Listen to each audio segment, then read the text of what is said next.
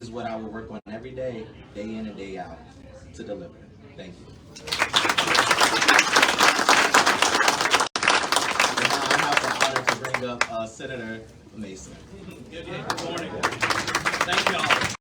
Thanks so much for being here, and we really owe Senator Deeds a debt of gratitude for all the work he's done in his career. And because of that work, we now have a permanent behavioral health commission in Virginia. With an outstanding staff, executive director, so that we don't just talk about this intermittently as citizen legislators. We have a team working on these issues every day of the week, all year long in Virginia. I'm so appreciative of Delegate Clark and his leadership and getting just involved immediately in matters like this. I was late, and I apologize for keeping waiting, because I was in my office with a team of emergency room physicians. And they are on the front lines where we have people being held in their emergency rooms that need treatment elsewhere. And it's hindering their ability to do their jobs. But amazingly, there's so many different components to this. My bill this year is changing how we ask medical professionals their status as far as their mental health. There's a horrid story of a lady that was an emergency room professional in New York who thought if she answered the question appropriately, saying that she indeed herself needed mental health treatment, that she would lose her license to practice medicine. That is unacceptable. We're changing that this year to make sure that our healthcare providers get the help that we need. These issues cross all socioeconomic standards, all professions, and all walks of life.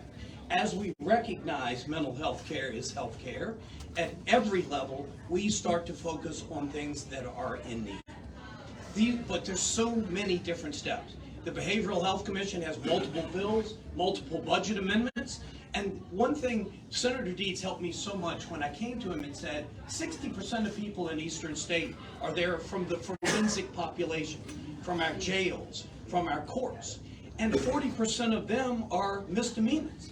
Now, I'm not saying that some of these people don't need mental health treatment in a hospital, but Senator Deeds made a great point.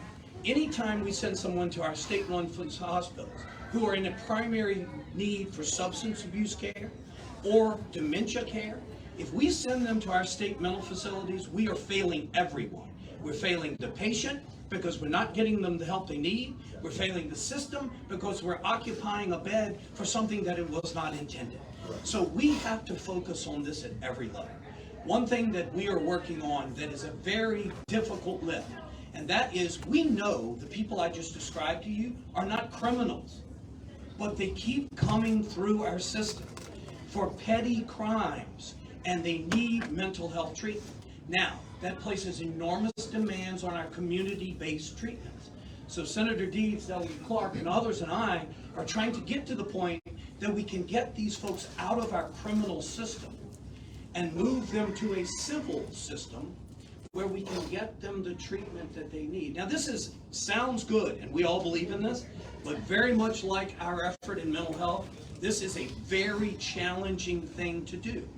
We have bills this session that we will begin to make strides and to make progress on, but the job is not going to be done in this session.